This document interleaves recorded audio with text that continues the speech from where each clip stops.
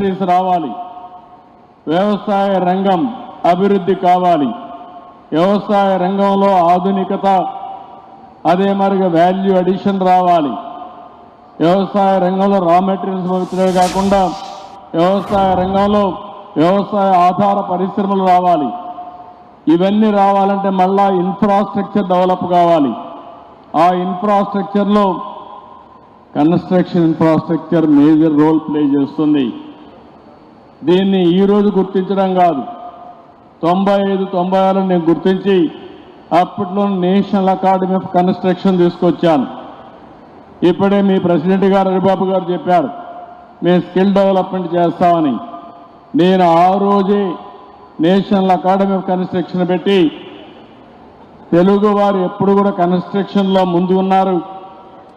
దేశమంతా కన్స్ట్రక్షన్ అంటే మన కంపెనీలో ఉన్నాయి, కానీ మనలో కూడా ఇంకా మేషన్స్ కానీ కార్పెంటర్స్ కానీ లేకుంటే వేరియస్ కన్స్ట్రక్షన్ వర్కర్స్లో స్కిల్స్ తక్కువ ఉన్నాయి.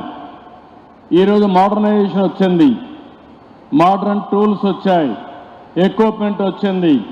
మనం అవన్నీ ఉపయోగించుకొని స్కిల్ డెవలప్మెంట్ చేస్తే వారు చెప్పినట్టు 500 రూపాయలు సంపాదించే వ్యక్తి 1500 రూపాయలు సంపాదించే పరిస్థితి వస్తుంది.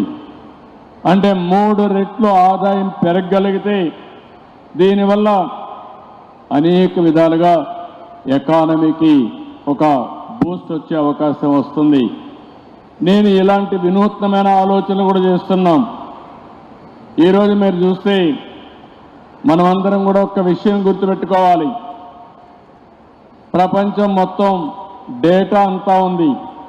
భవిష్యత్తులో డేటా అనేది ఒక పెద్ద ఆస్తిగా తయారవుతుంది. ఎప్పుడైతే డేటా ఉందో రియల్ టైంలో సెటిలైట్ కానీ లేకపోతే డ్రోన్ కానీ సీసీటీవీ కెమెరా కానీ సెల్ ఫోన్ ద్వారా రియల్ టైం ఇన్ఫర్మేషన్ గ్యాదర్ చేసే పరిస్థితి వస్తుంది. ఆర్టిఫిషియల్ ఇంటెలిజెన్స్ మెచ్యూర్ అయింది. భవిష్యత్తులో మీరందరూ కూడా గుర్తుపెట్టుకోవాల్సిన అవసరం ఉంది. ఒకప్పుడు ఐటీ గురించి మాట్లాడాం, ఐటీ లిటరేట్గా ఉండాలని చెప్పి అన్నాం. ఇప్పుడు ఆర్టిఫిషియల్ ఇంటెలిజెన్స్ని ప్రతి ఒక్కరూ అడాప్ట్ చేసుకుని మీ నిజ జీవితంలో ఆర్టిఫిషియల్ ఇంటెలిజెన్స్ వాడుకోగలిగితే మీరు నిర్ణయాలు కూడా 90% మంచి నిర్ణయాలు తీసుకునే అవకాశం వస్తుంది.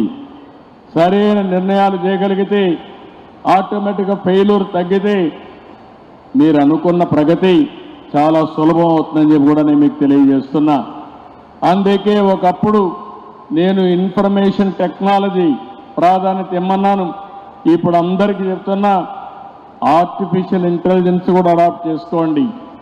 చాట్ జీపీటీ ఉంది, లేకపోతే వేరియస్ వస్తున్నాయి, లేకపోతే మీరు కూడా కొన్ని తయారు చేసుకోవచ్చు. ఇవన్నీ అనుసంధానం చేసి కడానది కానీ అడాప్ట్ చేసుకుంటే మీకు ఏ డౌట్ వచ్చినా మీరు అడగగలిగితే ఆటోమేటిక్గా ఇచ్చే సమాధానాలను బట్టి మీ ఇంప్రూవ్డ్ వెర్షన్లో మీరు డెసిషన్ మేకింగ్ తీసుకునే అవకాశం వస్తుంది. అది కన్స్ట్రక్షన్లో కావచ్చు, లేకపోతే మీ బిజినెస్లో కావచ్చు, ఏదైనా ఇది సాధ్యం అని చెప్పి కూడా నేను మీకు తెలియజేస్తున్నా. అందుకని ఈరోజు మళ్ళీ మిమ్మల్ని అందరినీ కోరేది, నిర్మాణ రంగం అనేది ఆంధ్రప్రదేశ్లో నూతన ఒరవడికి శ్రీకారం చుట్టాలని నేను ఆలోచిస్తున్నా. దేశంలోనే అమరావతి లాంటి నగరం ఇప్పట్లో రాదు, కొత్త నగరం. అలాంటి నగరాన్ని ఒక బెస్ట్ మోడల్ సిటీగా తయారు చేసి ఈ ప్రాంత అభివృద్ధికి కూడా దోహదం చేస్తాం. నేను ఒక అమరావతి కాదు, ఒక విశాఖపట్నం, ఒక గుంటూరు, లేకపోతే ఒక నెల్లూరు, ఒక కర్నూలు, ఇలాంటి నగరాలన్నీ కూడా అభివృద్ధి చేస్తాం. ఒక తిరుపతి, ఇలాంటి నగరాలు కూడా అభివృద్ధి చేస్తాం. మనం ఎన్ని చెప్పినా కూడా భవిష్యత్తులో పట్టణ అభివృద్ధి తప్పకుండా జరుగుతుంది. అలాంటి అర్బనైజేషన్లో మన నగరాలు కూడా అగ్రస్థానంలో ఉండాల్సిన అవసరం ఉంది. అవి ఉండాలంటే మళ్ళీ నిర్మాణ రంగం ముందుకు పోవాలి. నిర్మాణ రంగంలో ఉండే నెరేట్కో కానీ మిగిలిన ఆర్గనైజేషన్స్ కానీ పోటీ పడి మీరు పనిచేయాలని మనస్ఫూర్తి కోరుకుంటూ ఈ నూతన సంవత్సరం ఈ కార్యక్రమం ప్రారంభించాం. I wish all the best. ఈరోజు మిమ్మల్ని అందరినీ చూసాం.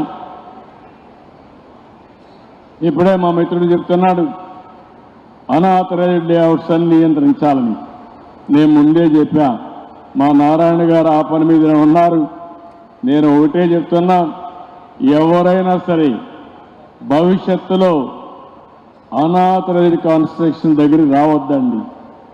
మీరు కూడా పూర్తిగా సహకరించండి. నేను ఈ రాష్ట్రంలో ఒకటే చెప్తున్నాను, ప్రభుత్వం ట్రాన్స్పరెంట్గా ఉంటాం, గుడ్ గవర్నెన్స్ ఇస్తాం. అదే సమయంలో కొన్ని పనులు నేను చూస్తున్నాను. చెడు పని చేయాలంటే చాలా సులభం, చెడగొట్టాలంటే కూడా చాలా సులభం. ఒక మంచి పని చేయాలంటే చాలా కష్టం. నేను ఈరోజు మీరు చూస్తే ఉచితంగా ఇసుక ఇవ్వాలి అని ఆలోచించాను.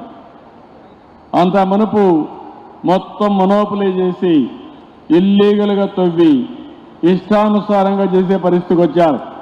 నేను ఉచిత ఇసుక ఇస్తానంటే నాకు కొన్ని సమస్యలు వచ్చాయి. నేను ఒకటే చెప్పాను, ఎట్టి పరిస్థితుల్లో ఉచిత ఇసుక ఇస్తాన్నాం, ఫ్రీ శాండ్ ఇస్తాన్నాం, ఎవరు వచ్చినా వదిలిపెట్టనని చెప్పి ఇప్పటికే చాలా వరకు సక్సెస్ అయ్యాం.